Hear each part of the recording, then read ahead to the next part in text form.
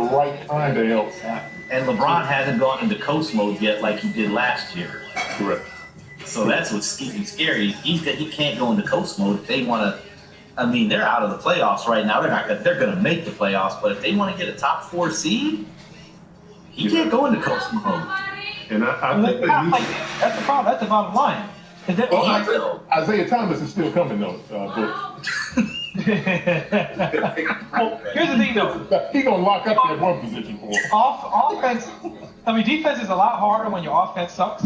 So, True. That is part of it. True. But they have to, there's players on that team that need to play better defense, and that's just the bottom line. Because as old as some of those guys are, it's not like we're talking about Channing Frye and Dwayne Wade coming out to play D right now. We're talking about LeBron, Kevin Love, Jay Crowder. Why aren't you guys playing better defense as a team? Like when LeBron, Kevin Love, and we know Kevin Love is not a good defender, but you just got to do better. You know what I'm saying? You got to rebound a lot at a high clip, get a butt on somebody. And Jay Crowder, you're supposed to be out here giving guys problems. 3 and D. Right. Where's it at?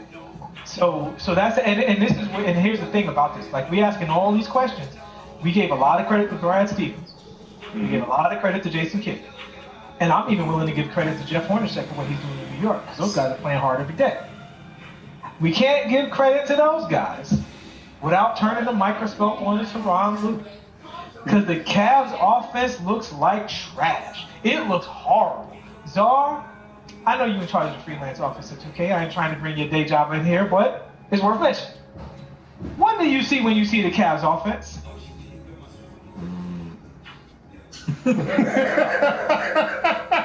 Okay, so it looks bad right now. Czar is a proponent of the black coaches in the league. I'm not trying to get another one fired, but if his seat ain't burning, it's hot. He's not. I mean, you know what, folks? You know what? This is it. This is it right here. I think this is all LeBron's fault. All right, and this is what I mean. I saw somebody, and I don't know where it was, so wherever I'm stealing this from, I apologize. And I thought it was pretty good. All right, so this guy was talking about how Michael Jordan was better than LeBron in this team, that he allowed Phil Jackson to come in and pluck him and put him into an offensive system. And LeBron has never allowed another coach to be able to do that.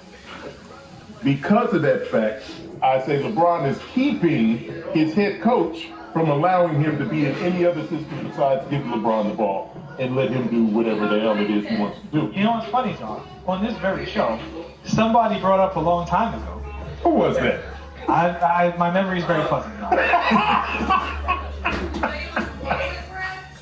That while LeBron is a team player in the sense that he passes a lot, because his game is all on the ball and everything is controlled by him, it's hard for superstars to be genuinely great.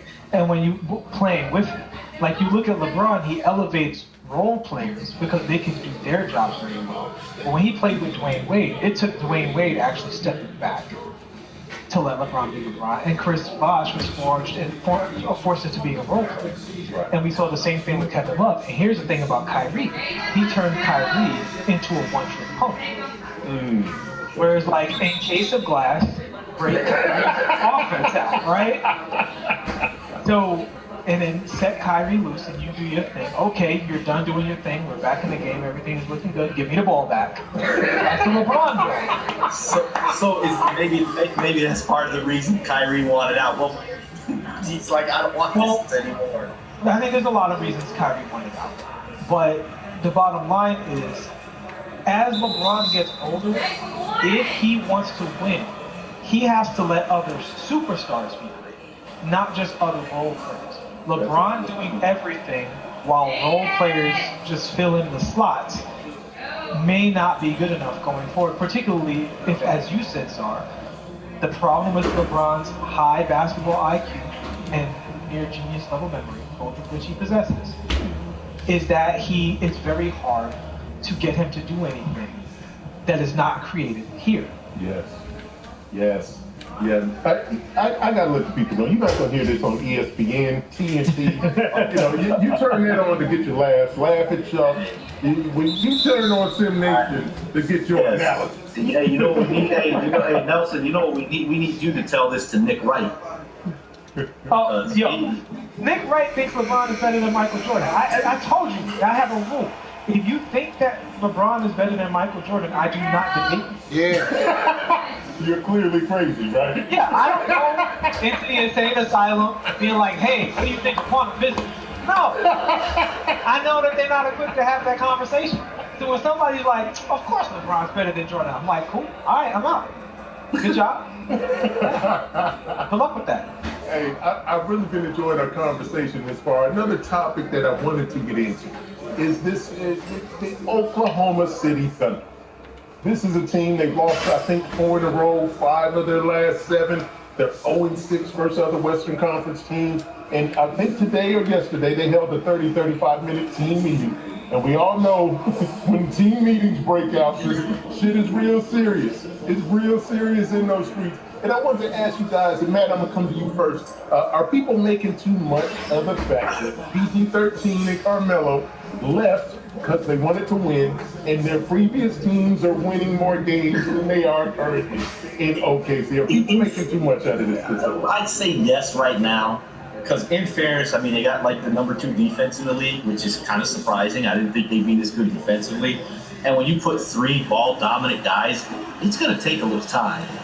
You know, like when Boston, their big 3, it didn't take as much time because Ray Allen's going to catch and shoot, come off the screens. Pearson's going to do what he does, KG. But now you literally have 3 guys who've had the ball in their hands basically their whole career. Well, first few years, not so much for Paul George, but it's going to take time offensively, I think. You know, and Russell Westbrook, to his credit, is trying to get these guys involved. I think the problem may end up turning out to be Melo. God damn. I want this to work so bad for Melo. You blame it on Melo one more time, you get muted, man. I'm totally blame it on it. I'm just teasing. But what are your thoughts on this OKC